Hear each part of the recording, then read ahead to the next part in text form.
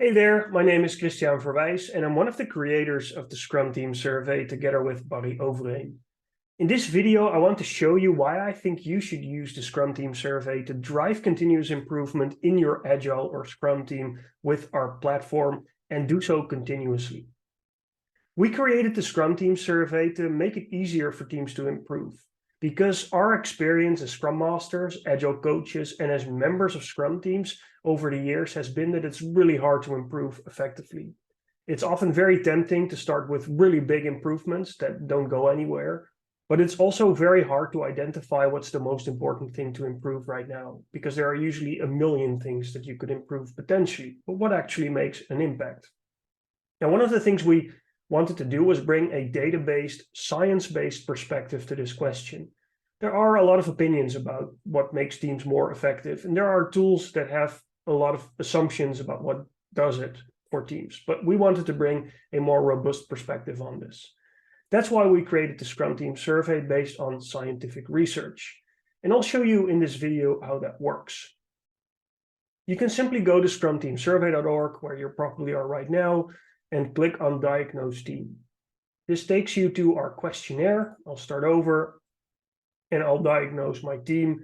I have to enter a name for my team, and I have to select the type of team. And you can select three types right now, which is a Scrum team that develops software, a Scrum team that does not develop software, or an Agile team that's not specifically Scrum. And we use this selection to change the language in the questionnaire so that it is relevant to your team. So if we're talking about sprint reviews for Scrum teams, we'll use something else for Agile, because Agile teams do not necessarily have a sprint review. So let's go continue. I'll go on to the, I have to select, of course, this one, and then we get a questionnaire. Now, the questionnaire contains questions about team processes, but it also contains some information about your team, which we need to identify relevant benchmarks and to also for the research that we're doing with the data. A lot of these questions are asked only to you the first time, and when you answer them for your team, we don't ask them again to other members of your team when they participate. So then the only questions they have to answer are all these questions with the 1 to 7 skills. And you see there are some of them in different factors in different areas, which I'll explain in a moment when we go to the model. But it usually takes about between 12 to 15 minutes for team members to complete the questionnaire. Now, when you complete the questionnaire, you'll go to a team report, and the team report will show the results for your team. And in this case, this is a demo team with 4 stakeholders, 4 team members, and 4 supporters. And you can already see here on a number of core factors the results. But a better view, at least I think a better view, is the Insights page, where you can see a model visualization. And this model visualization also explains the scientific background for our tool. Because we did research with 13 case studies and over 2,000 Scrum and Agile teams, and we used existing research into Agile and Scrum teams to develop a model to explain what makes some teams more effective than others. In our case, an effective team is one that has high team morale, has happy stakeholders, and where stakeholders are getting value out of the work that's done by teams. And in order to make teams more effective, we started going backwards to see which factors actually contribute meaningfully to team effectiveness. And in our analyses of over 2,000 teams, we identified 5 core factors that together explain between 60 and 70% of the variance in team effectiveness, and that's very large.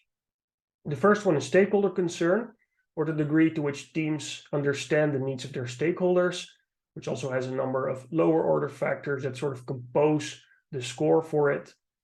You also have responsiveness, or the degree to which teams are able to respond quickly to emerging needs and discoveries as they do their work. And these two basically are the Agile Manifesto in a nutshell. These are the most important 2 factors to make teams more effective.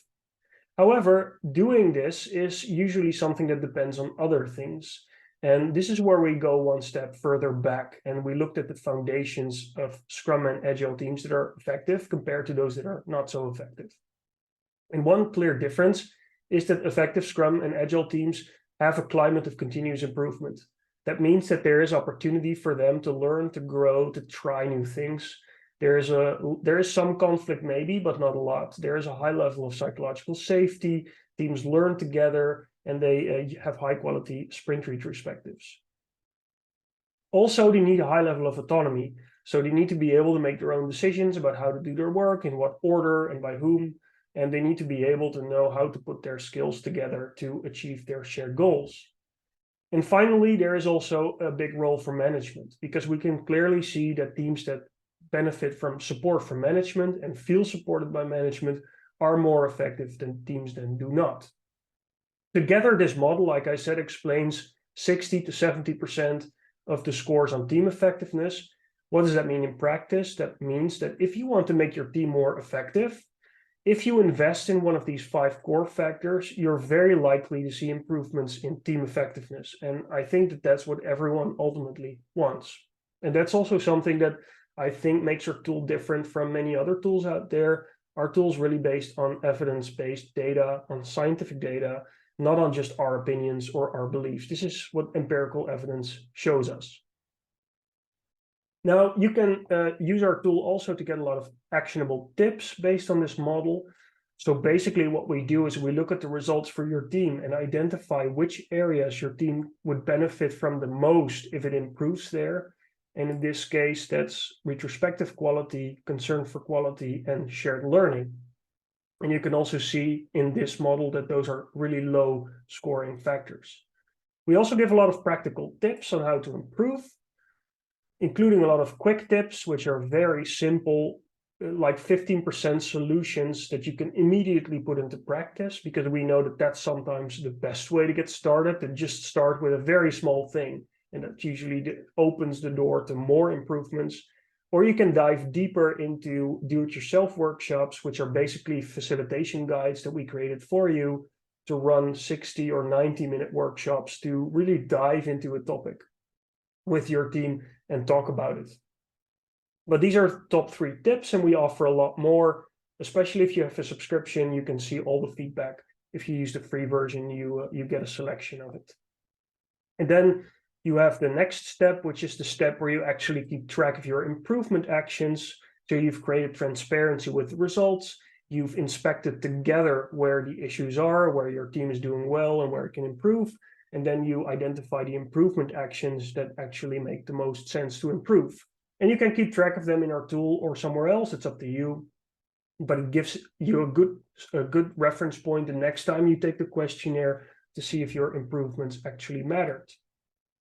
Now, what's also important is that you can invite team members, of course, to participate in the questionnaire, but you can also invite your stakeholders like customers and users with a special questionnaire. And you can also invite supporters, which are managers or external, internal coaches, to give their perspective on how they're supporting your team.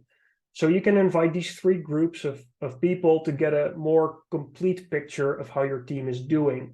And you can actually see the results. If you click on one of the factors, you can see a breakdown of the different scores. Management support, you can see supporters, team member. And we also have benchmarks that you can use to compare your team against. So in this case, we picked the most teams in our database, but we can also pick a more ambitious one, like the 100 most effective teams. And if I submit the changes now, I have to also change this one.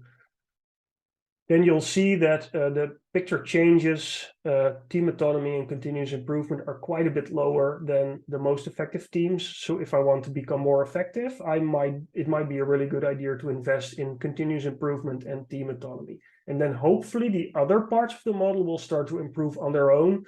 And it's even better if you also invest in these, of course. So that's the team report that you receive from us if you participate in the free questionnaire. Team report has some extra features that are unlocked when you get a subscription. But the big difference with a subscription is that you get access to the team dashboard, which I will show you now. Because the team dashboard is where we want to make it easier to drive change and continuous improvement across multiple teams in the same organization. In this case, I have a demo dashboard with 4 teams. And you can see that each team has different snapshots because they've already taken the questionnaire a couple of times.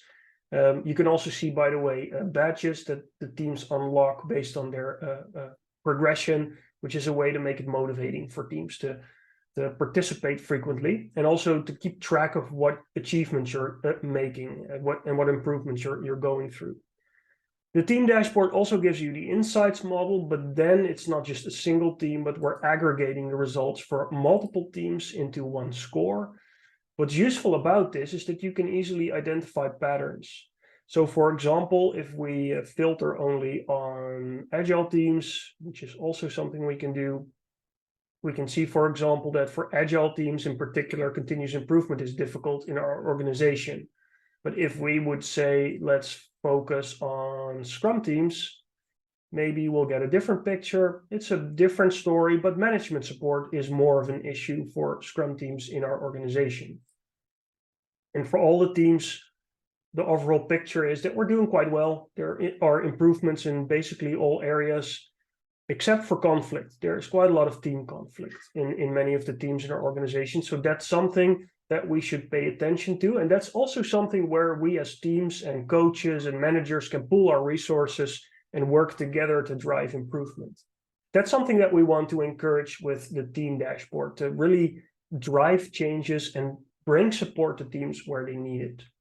Teams can also mark actions as impeded in their own team report, and they will be flagged here with this flame icon. If you click on it, you can see which actions these are, and you can actually approach the teams to help, because these are help requests. And these could be help requests where different teams can help each other, or where coaches can step in and support teams, or where a manager can step in and support teams or ask where teams need help. But that's the sort of conversations that we want to encourage. In general, this is ultimately a tool about conversations and having the right conversations. And that's what we want to do with the team dashboard. You can also track trends over time. You can see, for example, if teams are improving. You can filter, you can add your actions, and you can also change the comparison period. You can add different, just add some options and see how your team is doing. In general, things are going pretty well, as we already saw for these teams. And you can create multiple user accounts to manage the teams in your team dashboard. These could be accounts per team, or Scrum Masters, or other kinds of user accounts. It's up to you, but that's the way you can get help. Now, there's one other thing that I would like to show, which is the coaching center. This is ideal for organizations that use the Scrum Team Survey with their clients, or for very large corporates that use the Scrum Team Survey with a very large number of teams across different business units. And that's what I'll show you now. So let's go to the coaching center.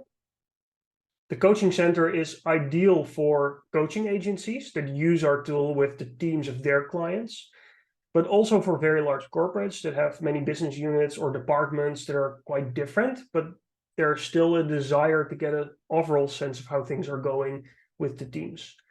In this case, I'm logging into a demo coaching center. In this case, we are a coaching agency called the Liberators Coaching, and we have 3 different customers: the Liberators, Widget Banking, and UNetco Incorporated. And we can actually see how their teams are doing. For the Liberators and Widget Banking, it's going pretty well. UNetco Incorporated, things are going down a little in different areas. So maybe we have to ask them for help if they need our support, or maybe develop trainings, workshops, or other kinds of specialized coaching offerings. You can jump to the team dashboard for these clients with this button over here, and you can obviously create more clients if you want. Now, if you're using this as a large corporate, then these would not be your clients, but maybe your business units or some other grouping that makes sense to you. What you can do ultimately also here is identify patterns across your clients. So in this case, we're showing you the insights model, but not with teams, but with the entire organizations. So you can see, for example, that team conflict also here is an issue at the Liberators, Widget Banking, and UNetco Incorporated. You can also see that as a whole, team effectiveness is going up across your clients. So that's a good sign. That also shows probably that your coaching efforts are paying off and that it's working. And this is also useful if you're an internal coaching group for a large corporate. Then you can use this overview to see if your coaching efforts are really helping. And you can also see where your coaching efforts are needed. In this case, we can see a lot of impeded actions on stakeholder concern issues, on continuous improvement issues. And that means that apparently teams need more help in this area than what they're getting right now. And you can tweak your coaching offerings to address this. And if you're an external coaching company, this is a good way to offer professional services and to identify professional services that might be beneficial. And as an internal coaching group for a large corporate, it's a good way to be more effective coaches, essentially. We also allow you to analyze trends. We also give you a lot of do-it-yourself workshops that you can run with many teams across your clients or at different clients to drive systemic change, because the team dashboard and the team report that I showed you before are maybe a bit more focused on individual teams or teams together. And these workshops are really aimed towards bringing many teams together to drive change as a whole. Also with stakeholders and supporters, because ultimately you don't want to focus your improvements just on individual teams. You really need to look at the whole system and make changes there. You can also brand the whole tool if you use the coaching center. You can set a logo, you can change the colors, you can change the name also of the platform. So right now it's called Scrum Team Survey, but you can also call it like our corporate agile scan something and name it like this, and that will be the name that we show everywhere. And so that's also possible here. And of course you can keep track of your coaches. You can add more coaches, invite external coaches to join, and basically create a pool of coaches that you work with across different clients, because coaches can be assigned to one or more of your clients. And obviously you can also export the results to CSV and analyze it in Power BI or some other tool that you use for more detailed reporting if you need it. That's a very quick tour of the Scrum Team Survey. It gives you a sense of what our tool is and what the strengths are. We think it's really nice that it's grounded in scientific evidence, so it's not based on opinions, it's based on empirical evidence. That means that if you're going to make improvements based on the recommendations, you're quite likely to actually see improvements, which I think is a good way to justify any investments in using a tool like this. We also think it's really a strength of this tool is that it's not just about the data, but it's more about the actual conversations that follow based on the data. That's why we give you so many do-it-yourself workshops. We give you a lot of quick tips. We really make an effort to help you as a team and with your teams have the right conversations. And finally, a strength of the tool is that it's user-friendly. That's the feedback that many teams give us. It's simple to use. It gives you a lot of information, and there are many different ways you can use it with teams to make them more effective. Give it a try. You can use the free version for one team for free. That's this one. It doesn't cost you anything. Do note that there are some limitations, so you can access the team report for up to a month. We cannot really offer you extensive support on it, but it does basically all you need for individual teams. If you want to use more advanced features or you're working with more teams, then the Liberator tier is a much better fit because then you have the team dashboard and a lot of other powerful extra benefits. If you want to use the coaching center, then the enterprise tier is most suitable for you, which gives you basically access to everything I just showed you and also more extensive support from our end. If you have questions or if you have ideas on what would make the tool better, please let us know. We're still developing it and iterating and making it better, and your feedback is invaluable to us. Other than that, we really hope that you're convinced to give this tool a try with your team or teams. And well, happy improving. That's ultimately what we want to encourage. Take care. Bye-bye.